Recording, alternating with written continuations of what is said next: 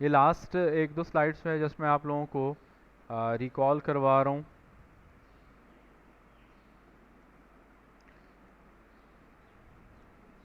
Constructor हमने देखा था कि एक स्पेशल टाइप का मेथड होता है जो उस वक्त इन्वोक होता है जब हम ऑब्जेक्ट क्रिएट करते हैं।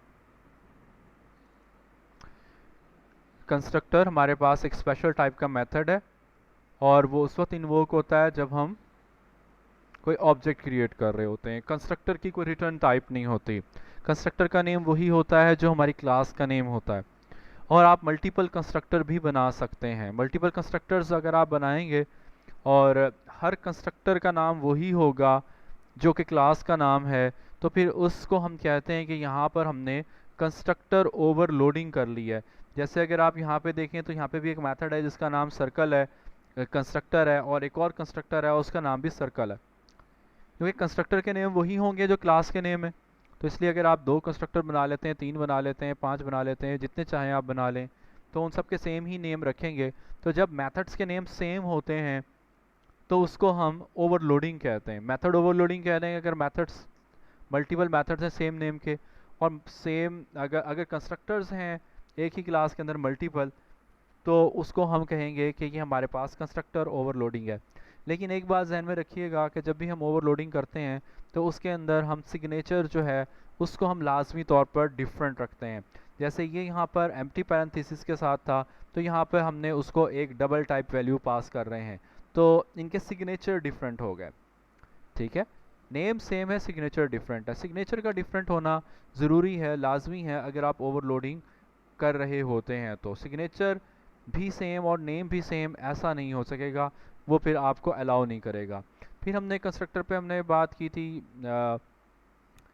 The constructor with no parameters, वो हमारा नो आर्ग कंस्ट्रक्टर कहलाएगा जिसके अंदर कोई पैरामीटर नहीं होंगे।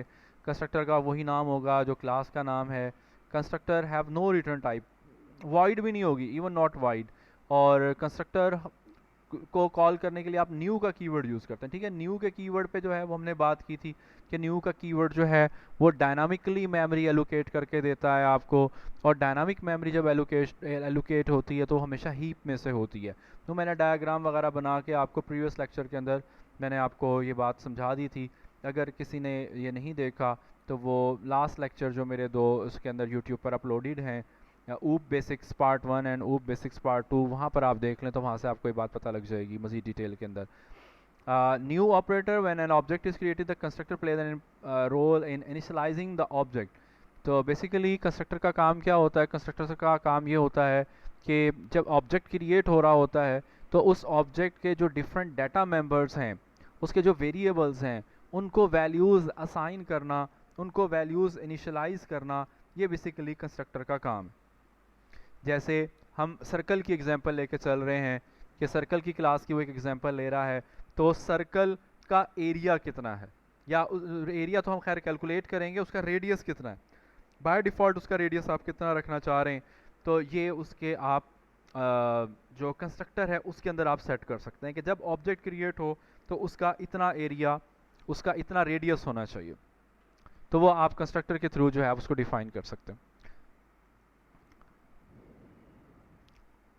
फिर हमने देखा था कि ऑब्जेक्ट किस तरह से बनाएंगे। तो ऑब्जेक्ट क्रिएट करने के लिए आप न्यू का कीवर्ड यूज़ करते हैं, न्यू, और आगे क्लास नेम, बेसिकली ये आपके कंस्ट्रक्टर को रेफर कर रहा है क्योंकि आगे पैरेंथेसिस आ रही हैं, और स्टेटमेंट टर्मिनेटर, तो आपका जो है वो एक ऑब्जेक्ट क्रिएट हो जाएगा।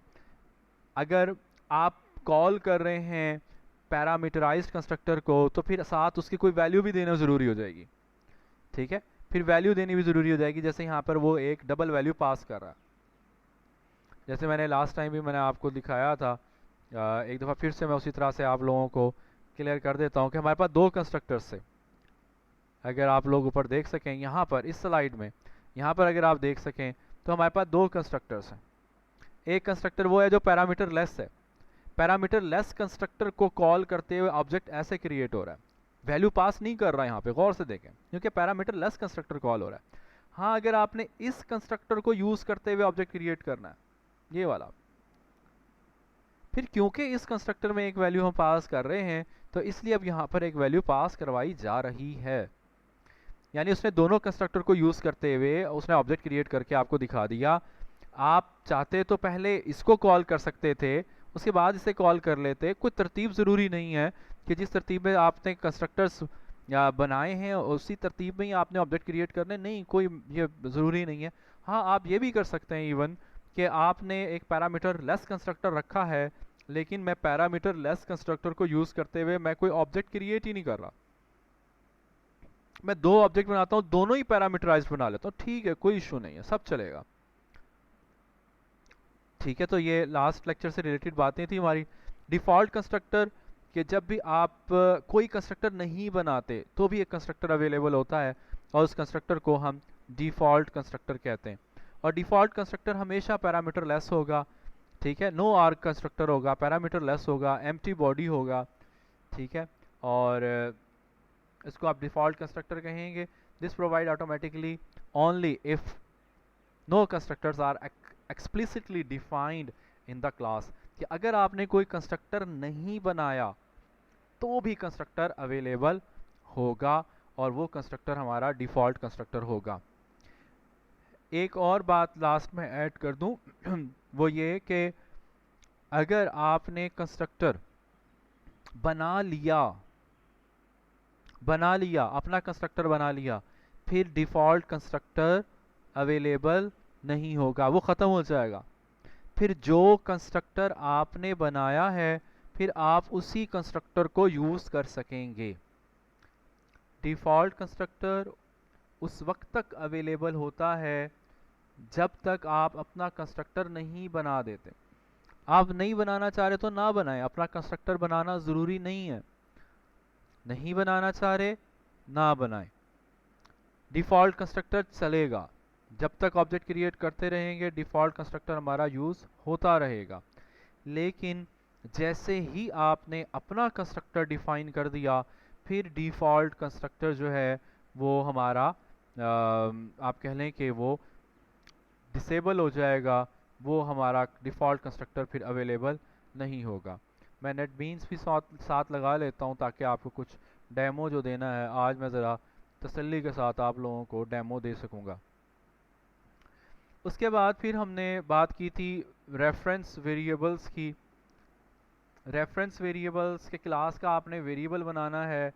रेफरेंस वेरिएबल को हमने रेफरेंस वेरिएबल इसलिए कहा था क्योंकि इसमें कोई नॉर्मल वैल्यू स्टोर नहीं होती, बल्कि इसके अंदर हम एड्रेस स्टोर कर रहे होते हैं, इसलिए हम इसको रेफरेंस वेरिएबल कहते हैं।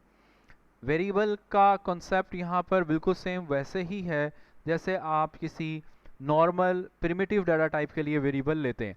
जैसे मैं यहाँ पर एक इंटीजर वेरिएबल अगर मैं डिक्लेयर करूँ आप लोगों को एक कंपैरिजन दिखाने के लिए, मैं यहाँ पर एक इंटीजर वेरिएबल ले रहा हूँ, मैंने लिखा इंट, उसका नाम मैंने रख लिया नम। सर्कल के बिल्कुल नीचे मैंने इंट लिख दिया सिर्फ कंपेयर करने के लिए कि भी देखें सर्कल भी एक डाटा टाइप है और इंट जो है वो भी एक डाटा टाइप है, ये दोनों डाटा टाइप्स ही हैं। इंट भी डाटा टाइप है, सर्कल भी डाटा टाइप है। फ़र्क क्या है? फ़र्क यह है कि सर्कल मेरी एक अपनी डाटा टाइप है, मैंने खुद से डाटा टाइप बना ली है, डिफ़ाइन कर ली है। इंट एक प्रिमिटिव डाटा टाइप है, पहले से बनी बनाई है। उसके बाद नेक्स्ट जो है वो हमारे पास उसका वेरिएबल आ रहा है, ठीक है। अब वेरिएबल, ऊपर वाले वेरिएबल का नाम है माय सर्कल और नीचे वाले वेरिएबल का नाम मैंने रख लिया नम, है दोनों वेरिएबल्स, दोनों की एक एक डाटा टाइप है। लेकिन माय सर्कल एक रेफरेंस टाइप है। रेफरेंस टाइप का मतलब क्या है कि इसके अंदर हमारी कोई नॉर्मल सिंपल वैल्यू नहीं आनी, बल्कि इसके अंदर हमारा टेक्स्ट एड्रेस आएगा, इसके अंदर हमारा एड्रेस आएगा। माय सर्कल एक रेफरेंस टाइप है, इसके अंदर एड्रेस आएगा, और नम एक प्रिमिटिव डाटा टाइप है, इसके अंदर कोई वैल्यू आएगी। वो वैल्यू कोई भी हो सकती है, 5 हो सकती है, 10 हो सकती है, कोई भी हो सकती है। लेकिन माय सर्कल में क्या आएगा? माय सर्कल के अंदर एक रेफरेंस आएगा या एड्रेस आएगा। किसका रेफरेंस आएगा या किसका एड्रेस आएगा? वो आएगा उस ऑब्जेक्ट का जो ऑब्जेक्ट हीप में क्रिएट होगा।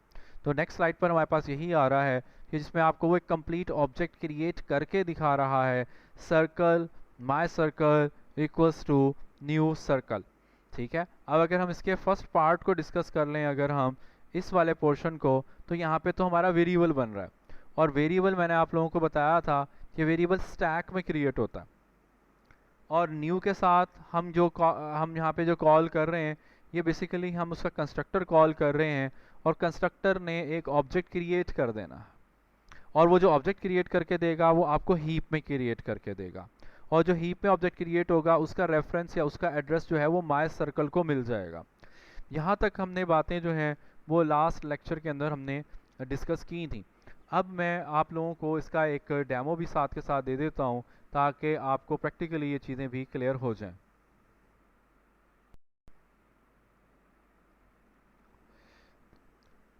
जी, तो ये मेरे पास एक प्रोग्राम बना हुआ है, इसी को मैं चले कुछ ऐसे कर लिया हमने।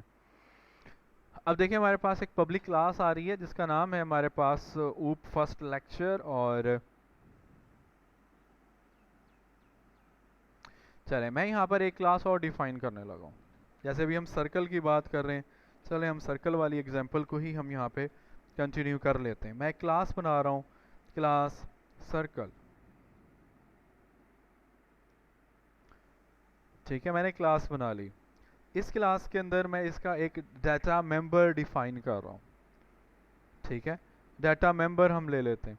अच्छा, डाटा मेंबर हमने ले लिया जी, फॉर एग्जांपल रेडियस, मैं इसके साथ लिख रहा हूँ इंट रेडियस। नॉर्मली हम अपने डाटा मेंबर्स को हम प्राइवेट रख रहे होते हैं। प्राइवेट क्यों रखते हैं? प्राइवेट इसलिए रखते हैं ताकि उन डाटा मेंबर्स को आउटसाइड द क्लास कोई और एक्सेस ना कर सके। ये ना हो कि कोई और हमारे उन डाटा मेंबर्स को एक्सेस कर ले और उसके अंदर कोई चेंजिंग कर ले, डिलीट कर दे, या इवन कि उसको व्यू कर सके। हम ये हरगिज़ नहीं चाहते, इसलिए जो है वो हम अपने इन डाटा मेंबर्स को जो है वो हम प्राइवेट रखते हैं। अब ये जो मैंने क्लास बनाई, इस क्लास का मैं ऑब्जेक्ट बना सकता हूँ। मैंने इसके अंदर कोई कंस्ट्रक्टर नहीं लिया, अगर आप गौर करें,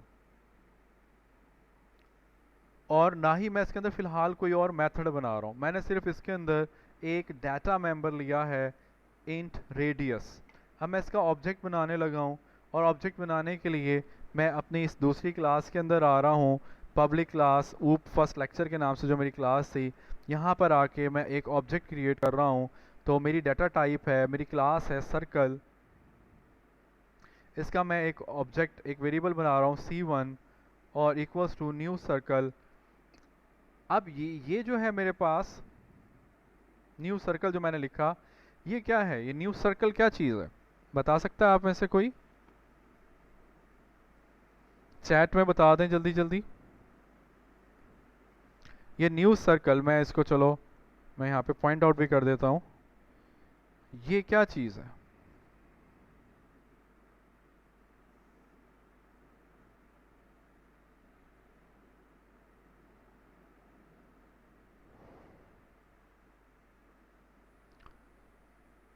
जी, रिस्पांस नहीं आ रहा कोई। चैट में बताएं ज़रा जल्दी से। ये न्यू और उसके बाद जो मैंने सर्कल लिखा, ये क्या चीज़ है? आगे पैरेंथेसिस भी आ रही हैं। पैरेंथेसिस किसके साथ आती हैं?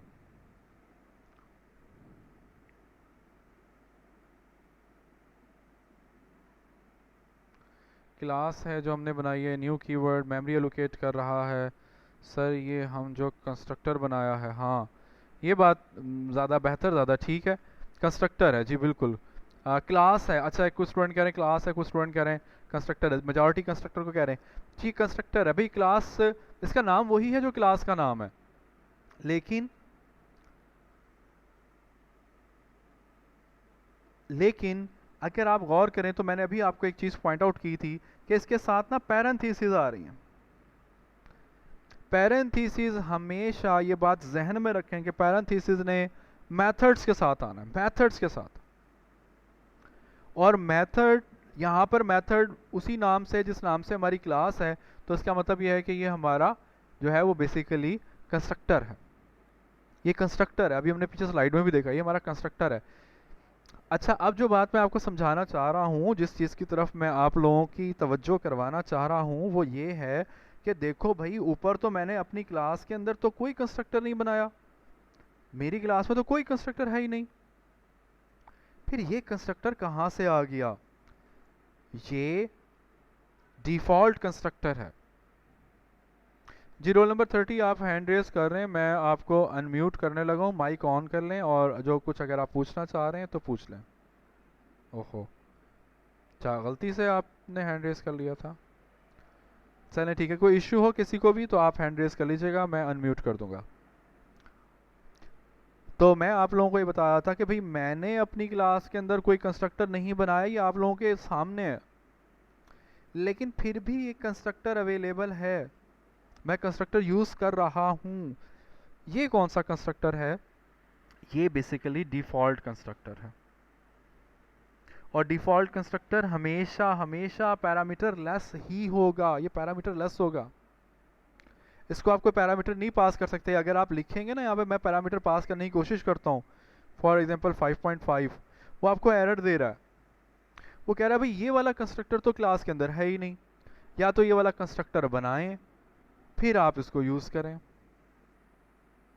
तो अगर आप कोई कंस्ट्रक्टर डिफाइन नहीं भी करते, नहीं बनाते, तो भी एक कंस्ट्रक्टर अवेलेबल होगा, और वो कंस्ट्रक्टर हमारा जो है वो हमेशा डिफ़ॉल्ट कंस्ट्रक्टर होगा, और वो डिफ़ॉल्ट कंस्ट्रक्टर जो है वो हमारा हमेशा पैरामीटर लेस होगा।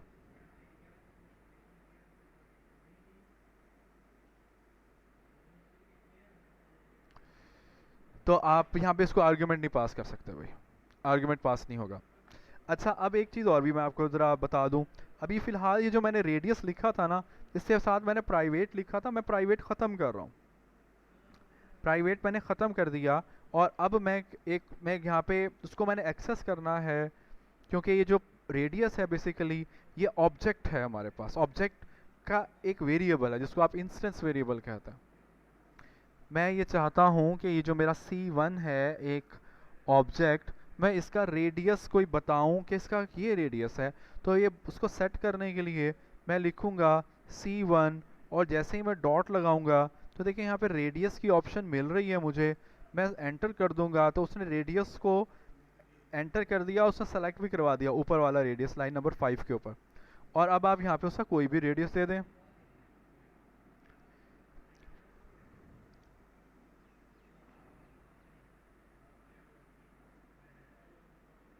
सॉरी ऊपर इंटीजर में था, यहाँ पे मैंने उसको फ्लोट कर दिया, तो फ्लोट नहीं करना, आप उसको इंटीजर ही रखेंगे। अब मैंने उसको एक वैल्यू असाइन कर दी, रेडियस मैंने कह दी थी रेडियस 5 होगा, डबल में होता तो वो 5.5 को भी एक्सेप्ट कर लेता, चले हम डबल ही कर लेते हैं, ज़्यादा ज़्यादा ठीक हो जाएगा। अब उसने 5.5 को भी वो एक्सेप्ट कर रहा है, क्योंकि अब ऊपर उसकी डाटा डबल हो गई। अब देखें, ये जो हमारे पास पैरामीटर है ना रेडियस, वो हम यहाँ पर यूज़ कर रहे हैं। दो क्लासेस हैं हमारी, एक क्लास है सर्कल की क्लास, एक क्लास है हमारी ये वाली क्लास, ये अलग क्लास है वो अलग क्लास है, दो अलग अलग क्लासेस हैं। यहाँ पे रेडियस एक्सेस हो रहा है, लेकिन अगर मैं इसको साथ ही प्राइवेट कर दूं फिर देखें क्या होगा। जैसे ही प्राइवेट किया मैंने रेडियस को ऊपर क्लास के अंदर, तो नीचे वो आपको एरर दे रहा है, और नीचे एरर क्या दे रहा है, वो कहता है कि radius has private access in circle, कि रेडियस जो है ना, रेडियस वो प्राइवेट है, प्राइवेट सिर्फ उसी क्लास में एक्सेस होगा जिस क्लास में आपने उसको डिक्लेयर किया। ये क्लास थी ना हमारी, एक क्लास ऊपर, अगर आपके पास कोई भी डाटा मेंबर प्राइवेट है, जैसा कि यहाँ पर है, ये सिर्फ इस क्लास में एक्सेस होगा, इस क्लास से बाहर एक्सेस नहीं होगा। मैंने आपको शुरू में ही बता दिया था प्राइवेट और पब्लिक का डिफरेंस। हाँ, अगर ये पब्लिक होता तो नीचे भी एक्सेस हो जाता, या अगर आप ना पब्लिक लिख रहे ना प्राइवेट लिख रहे फिर भी एक्सेस हो रहा है। मैं एक दफ़ा इसका प्राइवेट ख़त्म कर देता हूँ, नीचे से एरर ख़त्म हो गया, मतलब अब ये नीचे एक्सेस हो रहा है, दूसरी क्लास में एक्सेस हो रहा है, लेकिन जैसे ही आप प्राइवेट लिख देते हैं अब नीचे एक्सेस नहीं होगा। अब इसका स्कोप सिर्फ इसी क्लास की बाउंड्री की हद तक रह गया, इसकी ओपनिंग करली ब्रैकेट से लेकर क्लोजिंग करली ब्रैकेट के दरमियान में ही एक्सेसिबल होगा, उससे बाहर ही एक्सेसिबल नहीं होगा। तो ये पब्लिक और प्राइवेट का ये थोड़ा सा डिफरेंस मैंने यहाँ पर आपको एक दफ़ा क्लियर कर दिया, जो मैंने एक दफ़ा आपको पहले ज़बानी बताया था, यानी कि जस्ट थ्योरेटिकली हमने डिस्कस किया था, आज प्रैक्टिकली भी हमने उसको देख लिया। एक चीज़ जी, रोल नंबर 30, आप हैंड रेस किया हुआ है आपने, मैं आपको अनम्यूट कर रहा हूँ, माइक ऑन करें और क्वेश्चन जो आप करना चाहें वो आप कर लें। डिफ़ॉल्ट कंस्ट्रक्टर एम्प्टी क्यों होगा, क्यों लिखा है ये आपने, एंड हम एम्प्टी क्यों रखेंगे? ये बात ध्यान में रखें कि डिफ़ॉल्ट कंस्ट्रक्टर जो है ना हमारा, वो हमेशा पैरामीटर लेस होता है, डिफ़ॉल्ट है वो। एम्प्टी पैरेंथेसिस होगा, मतलब उसका आपने कोई आर्ग्यूमेंट पास नहीं करना, हमेशा डिफ़ॉल्ट होगा, हमेशा डिफ़ॉल्ट जो होगा वो नो आर्ग होगा, एम्प्टी पैरेंथेसिस होंगी, उससे ज़्यादा आप कोई आर्ग्यूमेंट पास नहीं कर सकते, ठीक है। हाँ, आप अगर अपना कंस्ट्रक्टर बना लेते हैं, अब ज़रा देखें इधर, मैं अब आपको एक करके दिखाता हूँ। मैं कहता हूँ कि नहीं, मैंने एक कंस्ट्रक्टर बनाना है, तो ठीक है, बनाना तो बना लें। कंस्ट्रक्टर की रिटर्न टाइप नहीं होगी, तो आप शुरू में वॉइड नहीं लिख सकते। कंस्ट्रक्टर का नेम वही होगा जो क्लास का नाम है। क्लास का नाम था सर्कल, मैंने कंस्ट्रक्टर का नाम रख लिया सर्कल। अब क्या होगा, अब मैं बना देता हूँ इसके आगे पैरेंथेसिस, और फिर मैं इसका स्टार्ट कर देता हूँ ब्लॉक। ये अब मैं कंस्ट्रक्टर अपना बना रहा हूँ, मैं डिफ़ॉल्ट वाले कंस्ट्रक्टर को अब मैं यूज़ नहीं कर रहा, मैं अपना कंस्ट्रक्टर बना रहा हूँ। और मैं अपना कंस्ट्रक्टर पैरामीटर लेस भी बना सकता हूँ, पैरामीटराइज्ड भी बना सकता हूँ, दोनों तरह से बना सकता हूँ मैं, ठीक है। तो मैं इसको यहाँ पर पैरामीटर बेस बना लेता हूँ या पैरामीटराइज, दोनों तरह से काम चल जाएगा। अगर मैं इसको पैरामीटराइज बना लूँ, डबल आर मैंने इसका नाम रखा, और मैं कहता हूँ कि रेडियस, ये जो ऊपर वाला वेरिएबल है रेडियस इक्वल्स टू आर, कि रेडियस की वैल्यू वो कर दो जो आर की वैल्यू है। अब देखिए उसने नीचे आके आपको एरर देना शुरू कर दिया। अब वो नीचे आपको एरर क्या दे रहा है, ज़रा अगर आप गौर से देखें, वो कहता है the constructor circle in the class circle can not be applied to given types.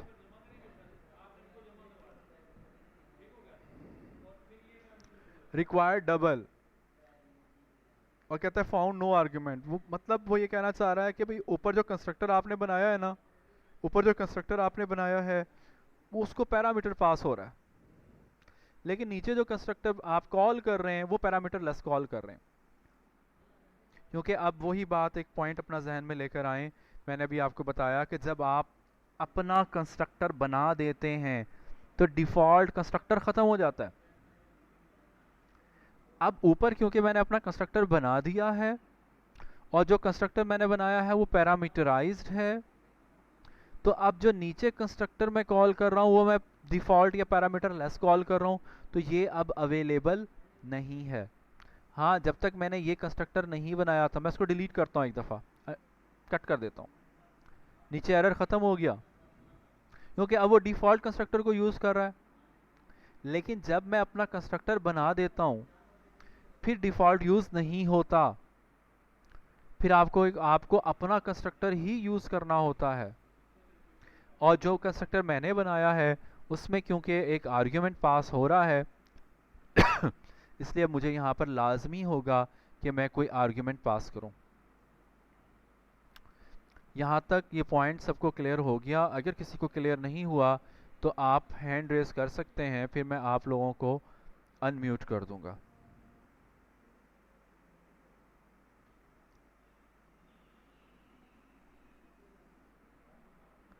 जी, अगर किसी स्टूडेंट को यहाँ तक कोई कन्फ्यूजन है, कोई बात समझ नहीं आई, तो हैंड रेस कर लें और क्वेश्चन कर लें। ओके जी, मज़हर रफ़ीक कह रहे हैं जी क्लियर है। 15 ने हैंड रेस किया है। 15 मैं आपको अनम्यूट कर रहा हूँ, माइक ऑन करें, क्वेश्चन कर लें।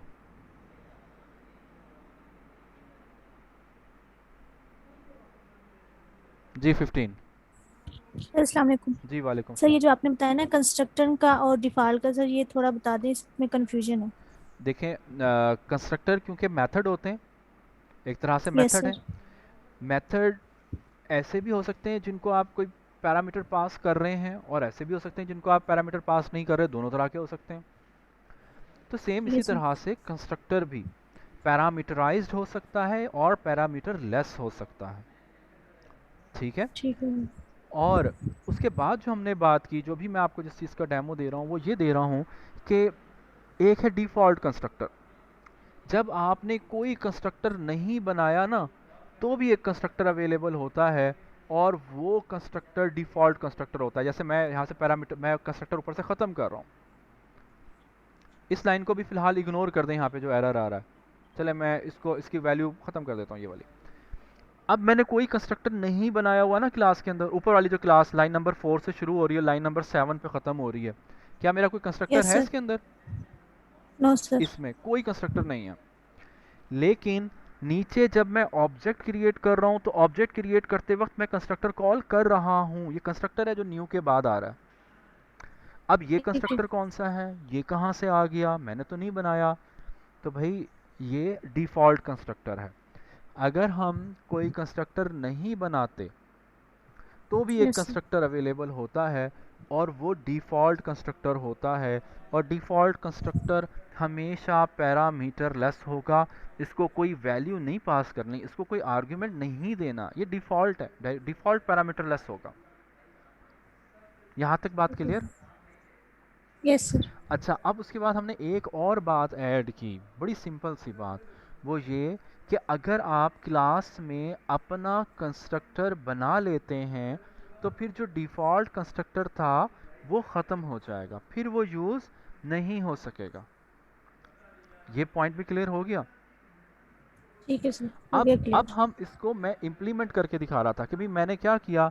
मैंने किया ये कि मैंने एक कंस्ट्रक्टर बना लिया, सॉरी, मैं, चलो एक कंस्ट्रक्टर फिर से मैं बना लेता हूँ। यहाँ पे मैं कंस्ट्रक्टर बना रहा हूँ, कंस्ट्रक्टर क्योंकि रिटर्न टाइप नहीं होती, तो मैंने वाइड या इंट नहीं लिखना, और कंस्ट्रक्टर का नेम वही होता है जो क्लास का नेम होता है। ठीक है। तो मैं यस सर। इसको पैरामीटराइज कर लेता हूँ, मैं कहता हूँ कि जी मैं इसको एक डबल वैल्यू पास करूँगा, और आर के नाम का मैंने एक आर्ग्यूमेंट रख लिया, और मैं कहता हूँ कि रेडियस को, रेडियस जो हमारा वेरिएबल है उसको वो वाली वैल्यू दे दो जो आर की वैल्यू है। अब जैसे जैसे ही मैंने ऊपर कंस्ट्रक्टर बनाया, नीचे उसने एरर देना शुरू कर दिया। पहले एरर नहीं था। क्यों एरर नहीं था? क्योंकि पहले मैंने अपना कंस्ट्रक्टर नहीं बनाया था। नहीं बनाया था तो इधर डिफ़ॉल्ट कंस्ट्रक्टर यूज़ हो रहा था। अब जब मैंने अपना बना लिया, तो अब डिफ़ॉल्ट को वो ख़त्म कर देगा, अब डिफ़ॉल्ट यूज़ नहीं होगा। अब वो यहाँ पर एरर दे रहा है कि भाई ये वाला कंस्ट्रक्टर अब अवेलेबल नहीं है। अब आप एक ऐसा कंस्ट्रक्टर ऊपर आपने बनाया हुआ जिसको आर्ग्यूमेंट पास हो रहा है, तो नीचे अब आपको कंस्ट्रक्टर कॉल करते वक्त आर्ग्यूमेंट देना ज़रूरी होगा, इसलिए मैं अब इसको ठीक है आर्ग्यूमेंट सर। दे रहा हूँ। अब वो डिफ़ॉल्ट कंस्ट्रक्टर ख़त्म हो चुका है। जी क्लियर हो गया या अभी भी कोई कन्फ्यूजन है? यस सर, क्लियर हो गया, जज़ाकल्लाह। ओके जी। अब हम आगे चलते हैं, और तो ये तो हमने बातें कर ली हैं जी ऑब्जेक्ट क्रिएट करने के हवाले से, और वो मैंने आपको थोड़ा सा अच्छा, अब यहाँ पे देखें वो एक्सेसिंग द ऑब्जेक्ट मेंबर्स कह रहा है। मेंबर, ऑब्जेक्ट के मेंबर को आप कैसे एक्सेस करेंगे? ऑब्जेक्ट के मेंबर, दो चीज़ें आएंगी ऑब्जेक्ट के मेंबर्स के अंदर। ऑब्जेक्ट के मेंबर में एक तो होंगे उसके डाटा मेंबर, यानी कि वेरिएबल्स, और दूसरे होते हैं उसके मेथड्स। दोनों चीज़ें आती हैं, यानी मेंबर में कोई एक चीज़ नहीं है, मेंबर में दोनों चीज़ें। डाटा मेंबर्स भी हैं मेंबर, और मेथड जो है ना वो भी मेंबर ही हैं, ऑब्जेक्ट के मेंबर्स हैं। और ऑब्जेक्ट के मेंबर्स को यूज़ करने के लिए आप ऑब्जेक्ट को यूज़ करेंगे, ऑब्जेक्ट का नेम यूज़ करेंगे। ऑब्जेक्ट का नेम डॉट आगे मेंबर, जैसे रेडियस को यूज़ करना था अभी मैंने, तो मैंने लिखा था C1 डॉट रेडियस। तो अब यहाँ पर हम वो जो एग्जांपल ले रहा है उसके एग्जांपल के अंदर चल रहा है माय सर्कल, उसने ऑब्जेक्ट का नाम रखा है माय सर्कल, तो वो कह रहा है माय सर्कल डॉट रेडियस। तो अगर आपने क्लास के मेंबर को एक्सेस करना हो, तो क्लास के मेंबर को एक्सेस करने के लिए आप ऑब्जेक्ट का नेम यूज़ करेंगे, और ऑब्जेक्ट नेम साथ आप जो है क्या करेंगे, डॉट लगाकर, जैसे मैंने यहाँ पर किया था ऑब्जेक्ट का नेम डॉट मेंबर, मेंबर उसका रखा था मैंने रेडियस। तो मेंबर को एक्सेस करने के लिए आप ऑब्जेक्ट के साथ उसको एक्सेस करेंगे। जैसे अगर मैं एक ऊपर मेथड बना दूं, और उस मेथड का नाम मैं रख रहा हूँ, फॉर एग्जांपल मैं रख रहा हूँ void get area, और गेट एरिया बस हम उसको कुछ पास नहीं कर रहे। मैं यहाँ पर उसका एरिया कैलकुलेट करता हूँ, एक वेरिएबल मैंने ले लिया,